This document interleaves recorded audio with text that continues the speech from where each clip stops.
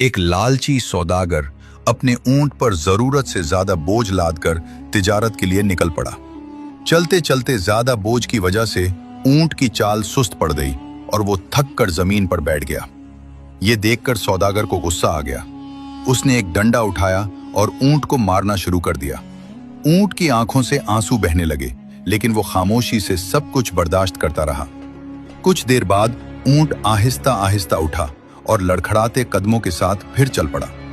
लेकिन उसने दिल ही दिल में फैसला कर लिया कि वो रात का इंतजार करेगा और सौदागर से बदला लेगा। कुछ दूर चलने के बाद वो एक सुनसान जगह पर पहुंचे। शाम ढल चुकी थी, इसलिए सौदागर ने वहीं रात गुजारने का फैसला किया। रात को जब वो सोने लगा तो उसके दिल में ख्याल आया कि कहीं ऊंट उस पर हमला न कर दे, क्योंकि वो जानता था कि ऊंट अपने साथ होने वाली ज्यादती को नहीं भूलता।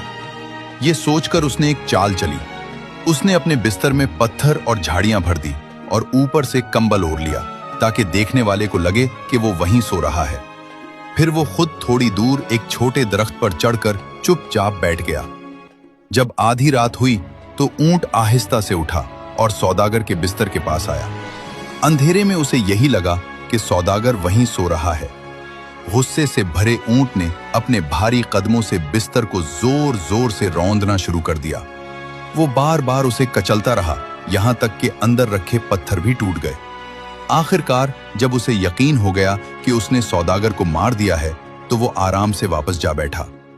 दरख्त पर बैठा सौदागर ये सब देखकर अपनी चालाकी पर फख्र करने लगा। उसने सोचा कि वो कितना होशियार है। गुरूर में आकर वो खुद को रोक न सका और जोर से हंसते हुए बोला, ए बेवकूफ जानवर, मैं जानता था कि तुम बदला लोगे, इसलिए मैंने वहां पत्थर रखकर तुम्हें बेवकूफ बनाया है। ये आवाज सुनते ही ऊंट चूक गया। उसे फौरन समझ आ गया कि सौदागर जिंदा है। उसकी आंखों में दोबारा गुस्सा भड़क उठा।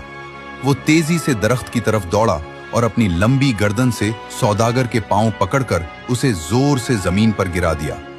सौदागर को संभलने का मौका ही न मिला।